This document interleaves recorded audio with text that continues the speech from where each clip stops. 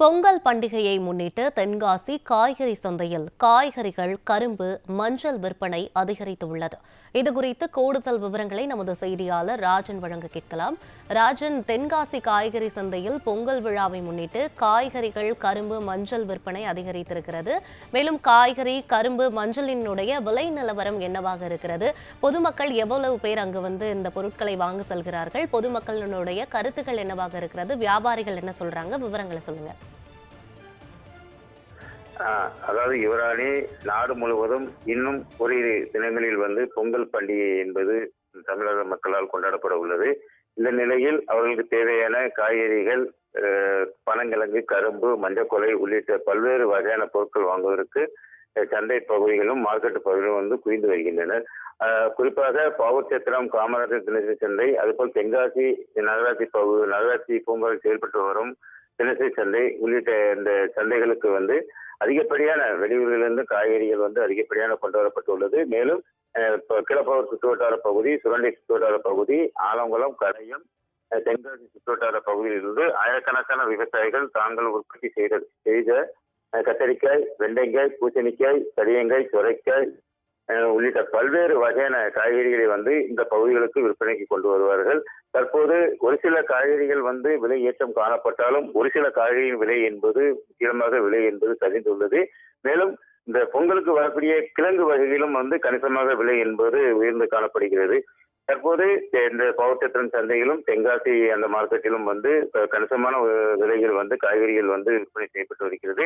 இதனால் பொதுமக்கள் ஆர்வமுடன் இந்த காய்கறிகளை வாங்கி செல்கின்றனர். குறிப்பாக ஒரு கிலோ வெண்டைக்காய் 40 ரூபாய்க்கு விற்பனை செய்யப்படுகிறது. அதே போல் இந்த சந்தைகளுக்கு கத்திரிக்காய் வரத்து என்பது தொடர்ந்து அதிகரித்து வருவதால் ஒரு கிலோ 10 ரூபாய் முதல் 20 ரூபாய் வரை விற்பனை செய்யப்படுகிறது.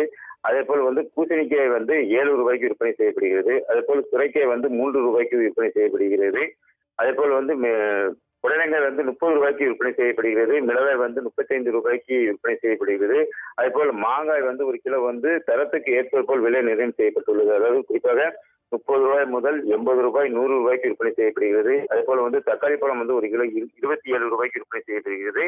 அதே போல் தடியங்காய் 10 ரூபாய்க்கு விற்பனை செய்யப்படுகிறது. சீனி அவரைக்காய் 18 ரூபாய்க்கு விற்பனை செய்யப்படுகிறது. அவரைக்காய் 50 ரூபாய்க்கு விற்பனை செய்யப்படுகிறது. அதேபோல் சிறுகிழங்கு 30 ரூபாய் முதல் 65 ரூபாய் வரை விற்பனை செய்யப்படுகிறது. அதே போல் பிடிகிழங்கு ஒரு கிலோ 40 ரூபாய்க்கு விற்பனை செய்யப்படுகிறது. பால் சேம்பு கிழங்கு 30 ரூபாய்க்கு விற்பனை செய்யப்படுகிறது.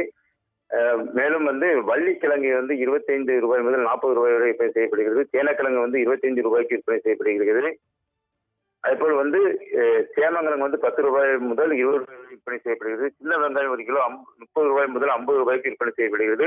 பல்லாரி 20 ரூபாய் முதல் 25 ரூபாய் வரை விற்பனை செய்யப்படுகிறது. இதுல குறிப்பாக பார்த்தோமானால் முருங்கைக்காய் மட்டும் இந்த பகுதியில் ஒரு கிலோ 350 ரூபாய்க்கு விற்பனை செய்யப்படுகிறது.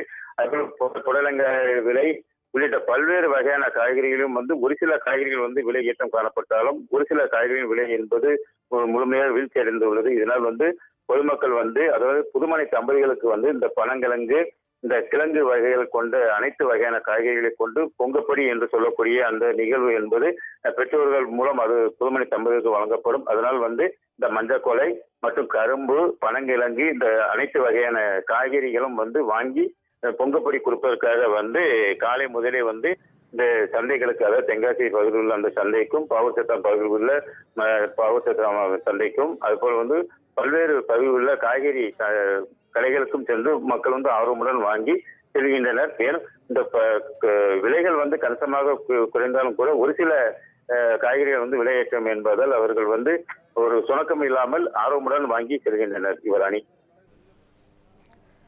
தென்காசி காய்கறி சந்தையில் காய்கறி, கரும்பு விற்பனை தீவிரமடைந்திருக்கிறது. இது தொடர்பான விவரங்களை வழங்கியமைக்கு நன்றி ராஜன்.